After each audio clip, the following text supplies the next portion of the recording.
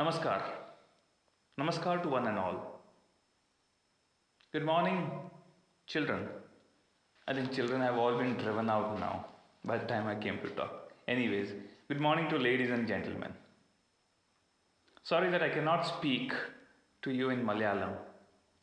I'll be speaking in English. Will that be all right? I think that should be all right, right? Okay, great. I feel honored to be here.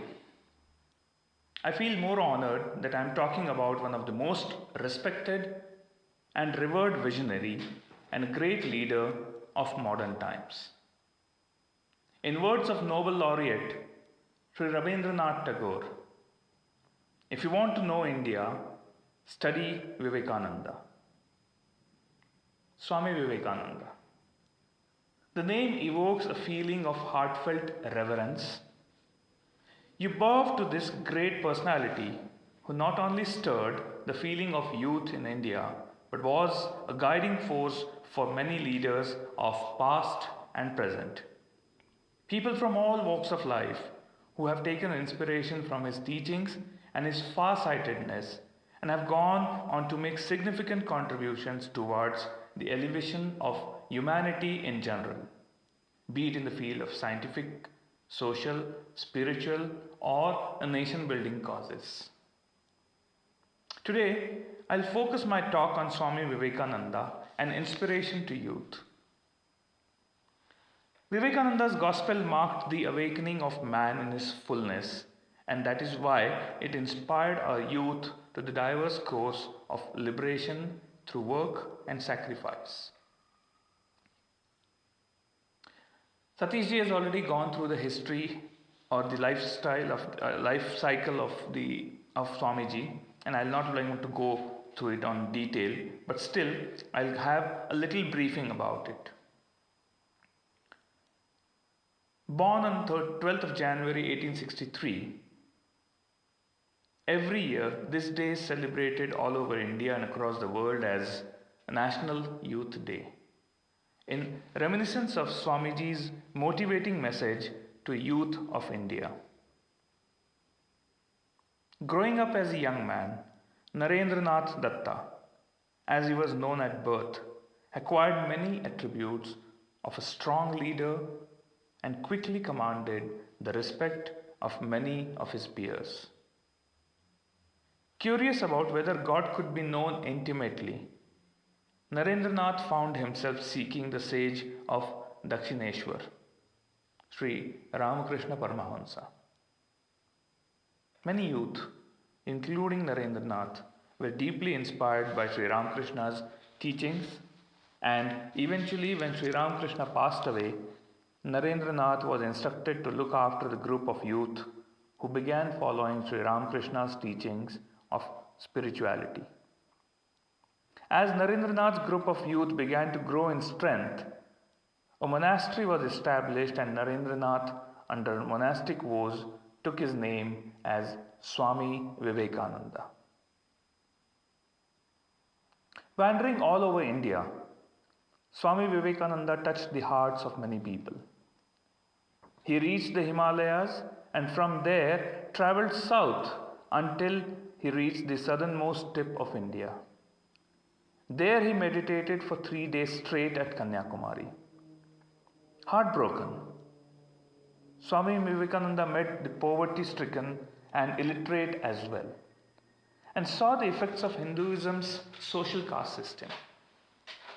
However, Swami Vivekananda understood that religion was the backbone of Mother India, and that it must also be the foundation of modern India.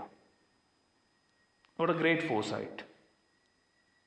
What Swami Vivekananda meant by religion did not portend to the Brahminical customs of the day, but rather to the perpetual scriptures of the Vedas, which held the many Vedantic truths. Seeking to spread this message to the world, Swami Vivekananda traveled to the United States to represent Hinduism at the Parliament of Religions, which began on September 11, 1893. On this famous day, many say the West was finally connected to the East, and many ideas such as yoga, Zen, meditation, and Eastern studies began to spread to the United States. Through Swami Vivekananda's lectures and speeches, many youth were inspired to idea of social service and character building. For the remainder of his life, Swami Vivekananda dedicated his life to the teaching and guiding the youth the importance of social service and laying the groundwork of character building and leader attributes. Swami Vivekananda was a mighty inspiration to youth throughout his lifetime and continues to inspire the youth of today. Consequently, in 1984, the Government of India decided and declared to observe the birthday of Swami Vivekananda, that is 12th January according to the English calendar, as the National Youth Day every year from 1985 onwards. To quote from the Government of India's communication, when they passed on the order, it said, and I quote, "It was felt that the philosophy of Swamiji and the ideals for which he lived and worked could be a great source of inspiration for the Indian youth. This subject is all the more relevant today, I feel so, than at any other times for India. But mere lip service does not help. The need of the hour calls for action." When Swamiji meditated at Kanyakumari for 3 days, what were the contents of Swamiji's meditation? In the words of his biographers,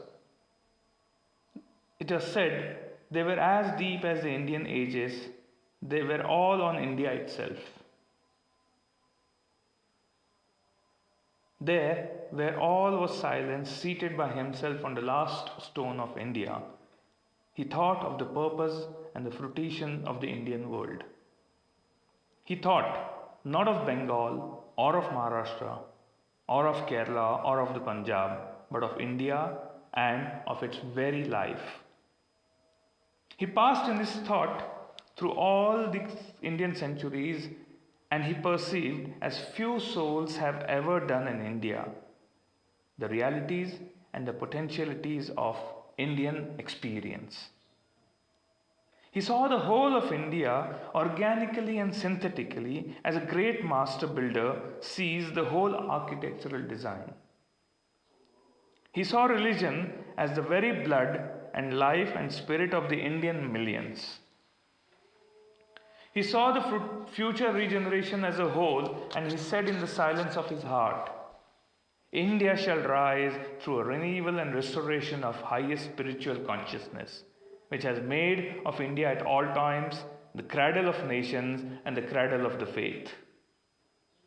His mind surveyed the whole of India, and everywhere he saw the poor and the low had been oppressed and downtrodden for hundreds of years, in turn by each power that came in the flow of fortune to rule over them.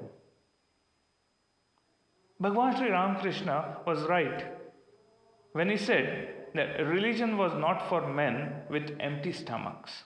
How true! How can the millions rise? How can the millions be spiritual when they are starved? We have, first of all, to improve their material condition and give them education along this line, and then they will themselves solve their own problems. He said, and I quote, "Education is the manifestation of perfection already in man." Unquote. It was a message of strength from Swamiji.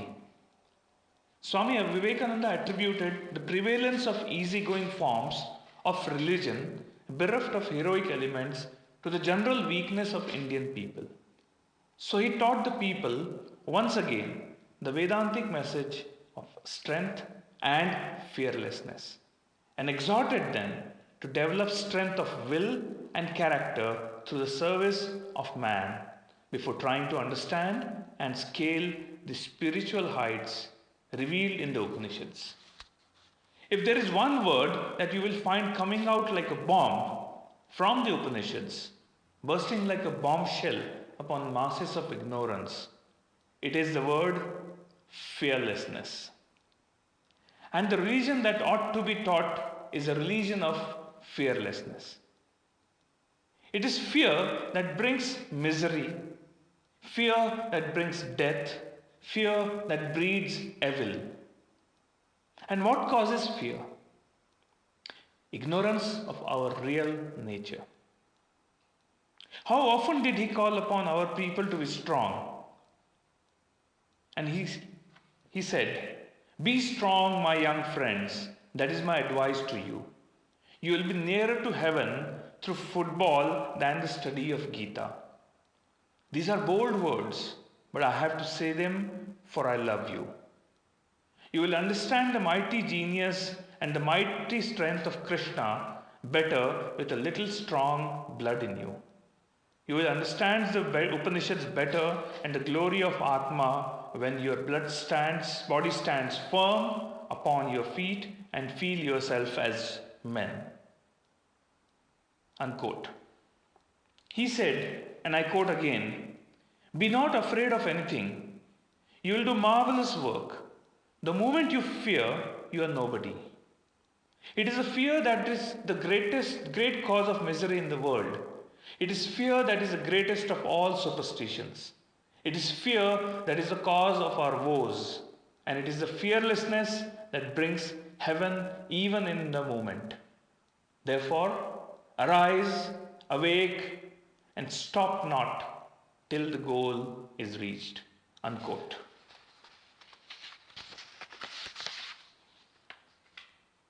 To this effect, the first thing Swamiji wanted is men. He said, "Come, be men." The earth is enjoyed by heroes. And this is the unfailing truth. Be a hero. Always say, "I have no fear." Swami Vivekananda exhorted his countrymen. He said, "Come, be men, come out of your narrow holes and have a look abroad." This came when he was traveling abroad and when he was going through China, Hong Kong, and in Japan. And that time he said, "See how nations are on the march. Do you love man? Do you love your country? Then come. Let us struggle for a higher, better things, sympathy for poor, and bread to their hungry mouth. Enlightenment to the people at large and struggle unto death to make men of them who have been brought to the level of beast by the tyranny of your forefathers." And today, what we are seeing, the encouraging signs of awakening. What do you see today in India? Let me ask this question to all of you sitting over here. Young India today is throbbing with life and activity. Don't you feel that? There is ferment all around, among the people, especially among the youth, the students. You will be surprised to know one fact. 50% of our population is under the age of 25. That's a lot. 60 billion people. Even during the exciting phases of freedom struggle against the British government, such widespread commotion and unrest as is now prevailing was not witnessed. It is indeed a sign of our country returning to its normal health. Unrest, like zest, is a sign of a robust life and is the harbinger of progress. It generates energy and activity. Social unrest, even though it may sometimes bring in its wake violence and consequent human suffering, which we see a lot of times, is still preferable to the social tranquility born out of people's inertia of not doing anything. Social inertia indicates people's loss of power to react to any challenging situation confronting them, and is therefore as dreadful as a paralysis in a human body. It's like just giving up. A paralytic body, a person who is with paralysis, has just given up hope on anything. But still, he tries to work out something. In fact, if we look back at our history of the past several centuries, our country has been under the spell of utter inertia, and we call it tamas in Sanskrit, except for a brief period of manly vigor and activity here and there. Today, however, the people in general and the younger generation in particular are showing signs of awakening from a long stupor of centuries. They have begun to feel and react to situations favorably or unfavorably, according as they are palatable or unpalatable to them. Authorities, whether in charge of universities or industries, or those at the helm of government administration, can no more take people for granted. Nay, not even the parents are not able to command submission from their youngsters. Do you agree with me? The young today has ceased to be passive and submissive creature as he was yesterday. Today, he is full of energy and his activity covers such novel spheres as Swami Vivekananda could not have imagined then. Even an average student of today can truthfully say that he is capable of not only telling a lie, but can also spelt stones at passenger buses and trains and even remove fish plates from the railway tracks, just for the fun of it. He can even as well set fires to buses and trains, buildings, or even knife his teachers just to satisfy his curiosity, to know how the newspapers would report the incidents next day. Similarly, the general mass of people, and especially the younger generation, have now totally got rid of their passivity and submission. They have not only regained their normal capacity to feel and perceive, but have also developed ultra-sensitiveness. In short, the country at long last shed its torpidity and the people are now up and doing. As long as the entire nation was numb with inertia, nothing could be expected except a gradual increasing deterioration. I'll give you an example of our state, Bihar. The society in general over there, and I have seen it myself because I was one time working for almost 4 years over there. The society had given up on everything. Suddenly they see a ray of hope in form of the present person who is leading the state, Nitish Kumar.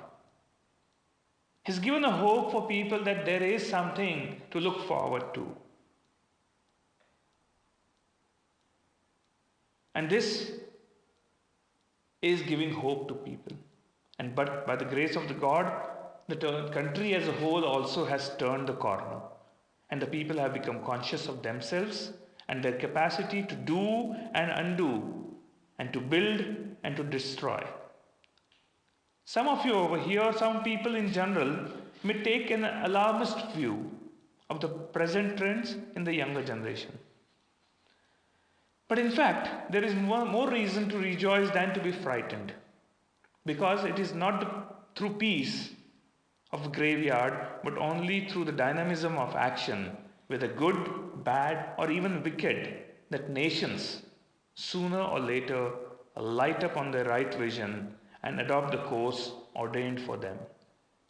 Out of the present exuberance of meaningless or destructive activity of the young, there is bound to emerge soon the next phase, the dawn of wisdom or discrimination, as we call it, Vivek, which will make the country rediscover its mission and give new direction to all its endeavors. Society does not go down because of activity of criminals, but goes down because of the inactivity. Swamiji focused on youth. Why did he focus on youth? He always thought that whatever would happen in this generation, in the younger generation, will be imbibed on the society at large. Youth is also an impressionable age wherein we try to model our life against that of a role model or an icon. This is a time when one is ready to take on tasks however onerous they are. The time when our ideals can drive and determine one's action. The time when we believe that we can do anything under the sun. This is the time when we are easily motivated by the environment and by what we see as and value around us. A few years ago, let me share this with you. One reputed international magazine had written that India is possibly the only nation with so many young and educated people. They had written about a situation wherein India would have a retired young people in a few years from now. And what was the reason of this? And this was quite a few years ago. They identified 3 parameters. And that was ability to speak English, communicate in English, I would say rather, the mathematical ability of the Indians in general, and the analytical ability to understand situations.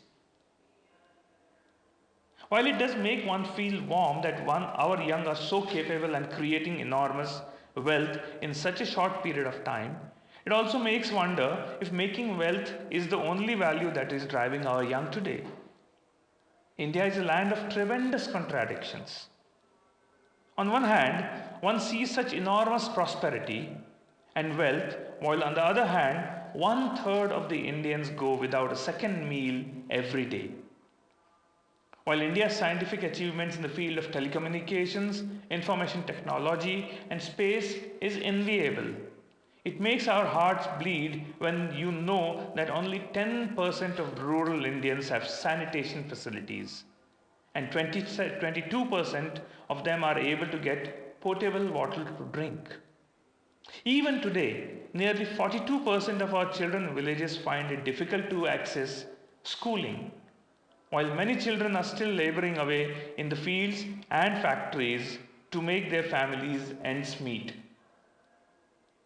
While we are able to find solutions to all kinds of technical and software problems all over the world, we are still grappling with having nearly 25% of world's poor in our country. While we are finding more young achievers in the field of sports, music, arts, technology, and wealth creation, we find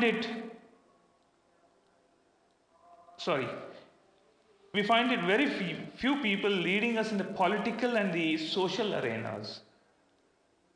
Finding solutions to complex social, economic, infrastructural, political, and poverty-related problems is indeed a great challenge.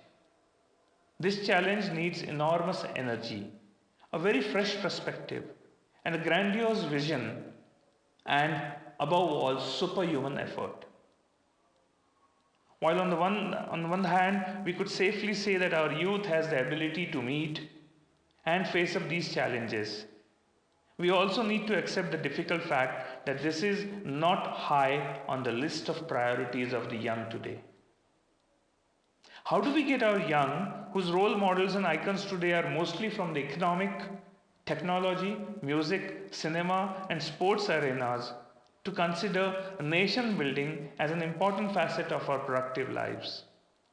How do we get them to address the myriad problems facing us? While there is no one correct way to do this, I feel that we need to begin by understanding our youth and the environment in which we live presently. Despite calling ourselves as a knowledge-based society, we have placed people making millions out of this knowledge on a high pedestal and consider money making to be our single-minded aim. The tragedy is that while we do have few icons worth emulating in making money, we have hundreds others whose means do not justify their end. And that is what is driving our youth out. There is a social movement today against corruption. How long it will carry on, I don't know. But I know one thing, that today's youth, while the value for creating wealth by itself is not a demeaning, the way it is created is what my concern is. When your only value is making money, and not how you make it, what becomes the first casualty in our society are values.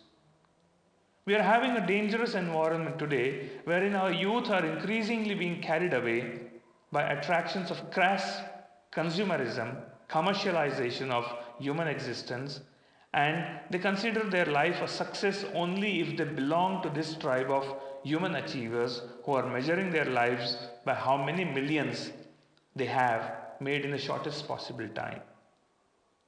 The more I think of this, the more I am convinced that the answer lies in the clarion call that Swami Vivekananda gave our youth of our country more than 100 years ago.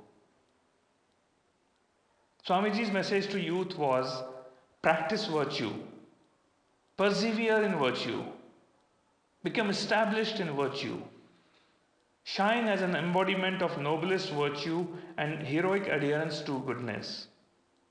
Youth is meant for this grand process. Youth life is the active development of fulfillment of these processes. Youth life signifies the creation of noble personality. It is Atma Vikas. It is Atma Nirmana. Please try to understand the correct implication of the term successful in life. When we talk of success with reference to life, it does not merely mean succeeding in everything that you undertake or do. It does not merely mean succeeding in fulfilling all wants or getting whatever you desire. It does not just mean acquiring a name or attracting a position or imitating fashionable ways, appearing modern or up to date. The essence of true success is what you make of yourself. It is the conduct of life that you develop. It is the character that you cultivate, and it is the type of person you become. This is the central meaning of successful living. Therefore, you will see this important matter is not so much a question of success in life. Jeevan mein safalta.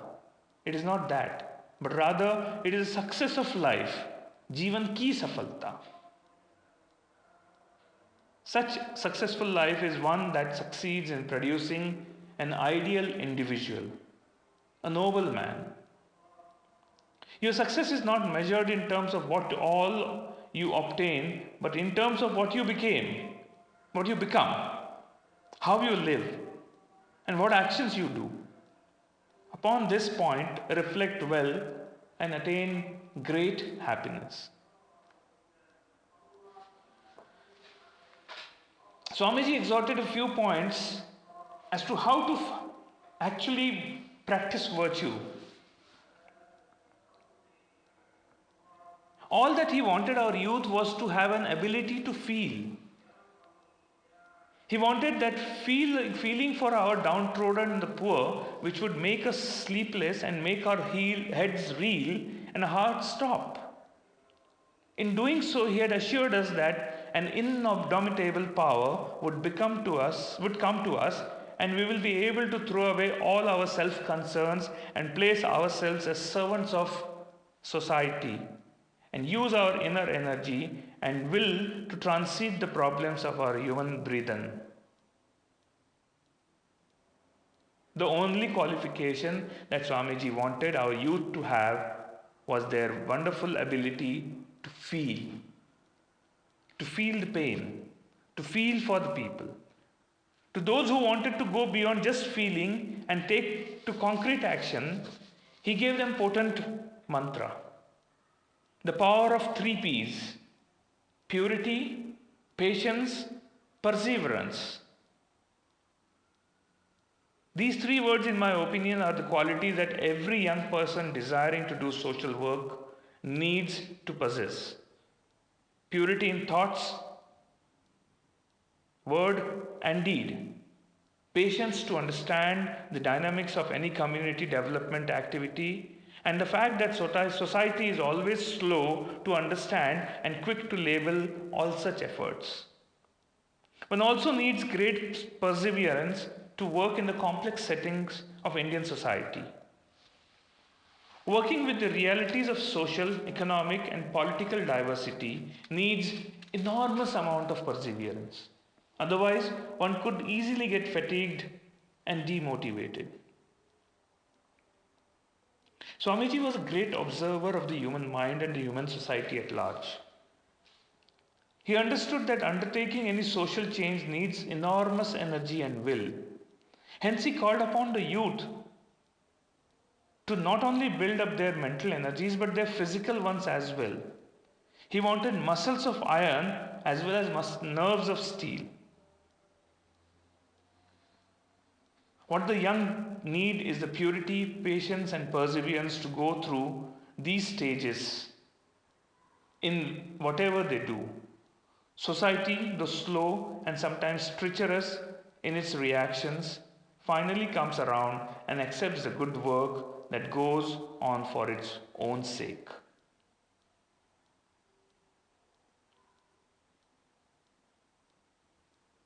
Swamiji clearly wanted the youth to undertake the activities towards the society, not merely for betterment of society, but for the evolution and growth of person undertaking the same.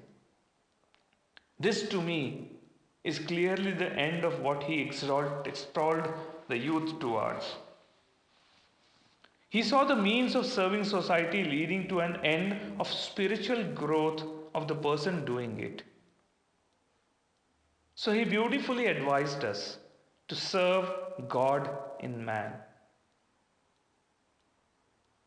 Understanding Swami Vivekananda and his message and putting it across to our youth would be the simplest way which I feel that we could address many of the problems India is facing today. Not accepting things as they are is the first sign of change. And Swami Vivekananda has lived his life to uplift the mankind. He wanted us to shine and to prosper. What great importance is of the youth years when the foundation is built for the life. Difficulties will come, but so what? Swamiji said, struggle, struggle, struggle. Struggle is a sign of life. Stagnation is death. Thank you. Namaskar.